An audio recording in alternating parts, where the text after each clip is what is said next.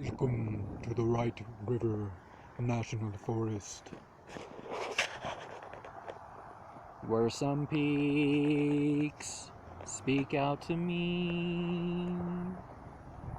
That little high one in the middle, and that one over there with some of the brown, and the third peak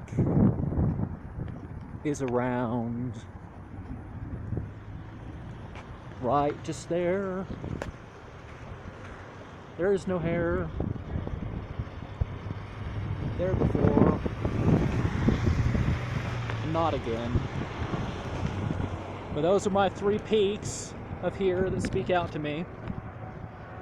And there's a special sacredness to mountains.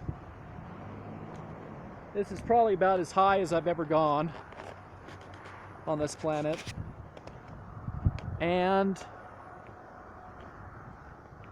aside from the ears and the nose popping, or if that's the way you're supposed to describe it, one's mind kind of shifts. And it's not necessarily an unawareness of oxygen is not as dense or something, because one can certainly breathe different, and with all the trees and the less of the city, you know, it feels richer up here. But there are peaks that no large animal treads on. Maybe not even an insect. Some of these birds fly higher, but they don't perch on it.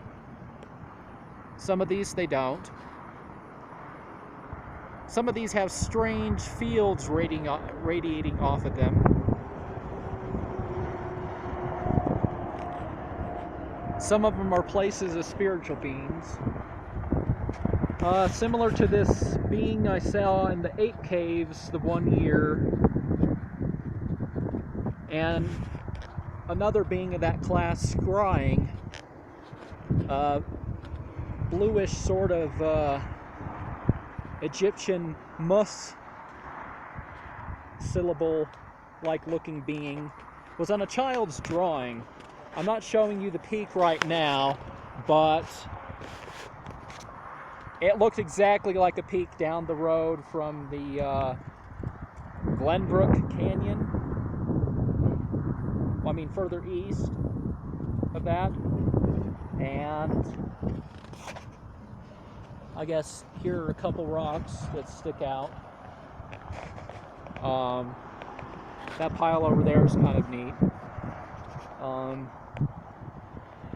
But it was interesting. Maybe the child had a spiritual awareness when it drew that bluish entity and that mountain peak, because maybe that's where its home is. Not this peak, but there's another one that's relatively snowless over yay back closer to Avon,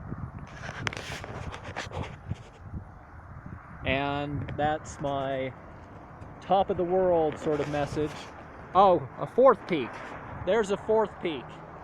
Where the tree and the other peak kind of merge, and there's another peak there above. So there's a fourth peak that particularly speaks out to me today. Not sure how, it's just my attention's drawn to it in sort of a special way. I like the entirety of this landscape. You'd be grateful for both the natural and the unnatural things that emerge in this world.